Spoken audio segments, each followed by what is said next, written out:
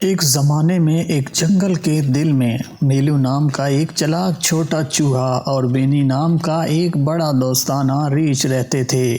ان دونوں کے سائز کے فرق کے باوجود میلو اور بینی بہترین دوست تھے۔ انہوں نے اپنے دن جنگل کی تلاش، کہانیاں بانٹنے اور ایک دوسرے کی صحبت سے لطف اندوز ہونے میں گزارے۔ ایک دھوپ والے دن جب میلو اور بینی بیریوں کو چبا رہے تھے اور اپنی پسندیدہ مہم جوئی کے بارے میں بات کر رہے تھے تو جنگل کے جانوروں میں ایک شرارتی افواہ گردش کرنے لگی۔ میلی ماؤس اور بینی ریچھ کے درمیان آنے والی جنگ کے وصف سے جنگل کی آگ کی طرح پھیل گئے۔ جانوروں کو یقین نہیں آتا تھا کہ اس طرح کے غیر متوقع دوست پرامن طور پر ایک ساتھ رہ سکتے ہیں۔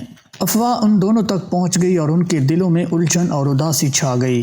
میلو اور بینی سمجھ نہیں پا رہے تھے کہ ان کی دوستی پر سوال کیوں اٹھایا جا رہا ہے۔ افواہوں کو غلط ثابت کرنے کے لیے پرعزم انہوں نے سپرنگ ڈوس کے کلب میں ایک عظیم الشان اجتماع کی میزبانی کرنے کا فیصلہ کر لیا، جس میں تمام جانوروں کو ان کی اتحاد کا مشاہدہ کرنے کی دعوت دی گئی۔ مقررہ دن آ پہنچا اور کلیئرنگ تمام اشکال اور سائز کے متجسس نقادوں سے بھر گئی۔ فضا توقع کے ساتھ کشیدہ تھی کیونکہ میلو اور بینی شانہ بشانہ کھڑے تھے، اپنے دوستوں سے خطاب کرنے کے لیے تیار تھے۔ بینی اپنی دھیمی آواز کے ساتھ پہلے بولا، سپرنگ ڈوس کے پیارے دوست، میلو اور میں نے ہمارے درمیان لڑائی کے بارے میں گردش کرنے والی افواہیں سنی ہیں۔ ہم آپ کو یقین دلانا چاہتے ہیں کہ ہماری دوستی پہلے سے کہیں زیادہ مضبوط ہے اور ہم دشمن نہیں بلکہ اتحادی ہیں۔ میلو نے مزید کہا، صرف اس وجہ سے کہ ہم سائز میں مختلف ہیں اس کا مطلب یہ نہیں کہ ہم دوست نہیں بن سکتے۔ بینی اور میں نے ایک دوسرے سے بہت کچھ سیکھا ہے اور ان گنت مہم جوئی کا اشتراک کیا۔ ہم امید کرتے ہیں کہ آپ سب کو تنوع کو اپنانے اور جشن منانے کی ترغیب بھی دیں گے۔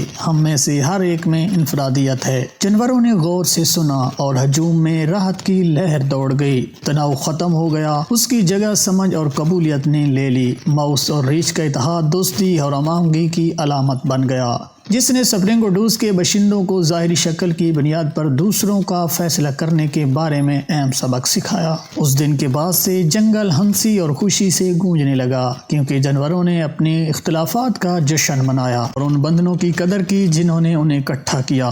اس طرح میلو، ماؤس اور بینی ریچھ نے اپنی مہم جوئی جاری رکھی، یہ ثابت کرتے ہوئے کہ حقیقی دوستی کی کوئی حد نہیں، جہاں تک کہ سائز کا انواع کی حدود بھی نہیں۔ دوستو، دوستی کی یہ سٹوری آپ سب کو کیسی لگی؟ کمنٹ سیکشن میں ضرور بتائیے۔